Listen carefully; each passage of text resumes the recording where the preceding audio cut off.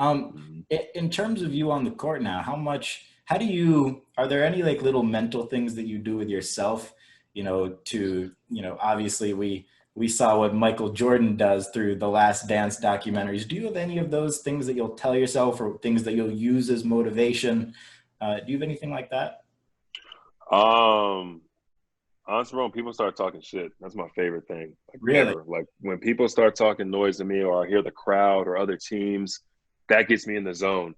And I think the problem with me is the fact that like it takes someone to push me to get to that zone. Like I can't just like make myself get there. But as soon as somebody starts talking that talk, or I hear somebody in the crowd, like I'm automatically there. Like it's just I don't know it's always been like that. Like when I was in high school, I didn't know this until like I was out of high school. Obviously, my mom used to pay kids from other schools, like other teams, like fans, to come and talk shit to me like during the games or before games, and I had no idea. But it made me play better as a result.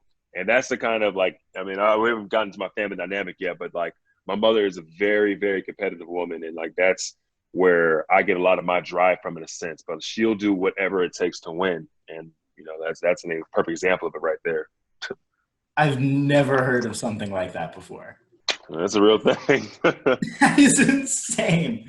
Yeah, Yeah. what one thing that I've never understood from a fan perspective about heckling is I don't think I've heard of a single example where heckling a professional athlete, somebody who is literally top 0.0001% of players in said sport, actually impacts them negatively. If you're at that level, like if you're at the level that you're at, heckling's only going to motivate you. It's only going to make you better, not worse. Therefore, I don't vouch. I'm personally a Knicks fan.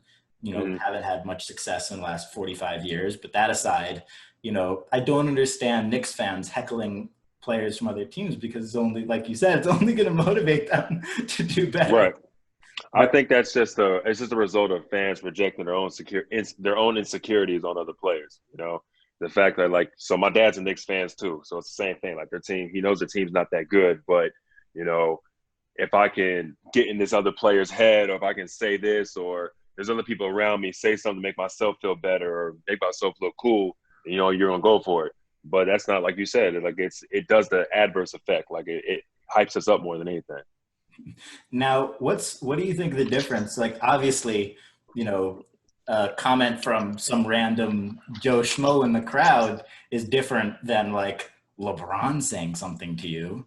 How do you sort of take those two things differently? And does one fuel you more than the other? Does one you actually do you think about what a player says as opposed to what a fan says? How do you sort of look at that dynamic? It just depends. I think that honestly, I think it depends on the dynamic where you're at. If it's fans, like it's to be expected. It's like it's just another day at the job. But when it's another player, especially another player that's guarding you or you're guarding them, then it gets a little more personal. Like it gets to the point where you're just like, oh man, forget the hell with these plays, or the hell with what coach is saying. Like I'm coming at you, and on one spectrum, it's like teams try to do that on purpose to try and get in your head and try and get you off your game. But on the other end, like a player like me, that gets me into my game, and it makes me better. It makes me want to play harder. So, it just kind of depends on how you look at it.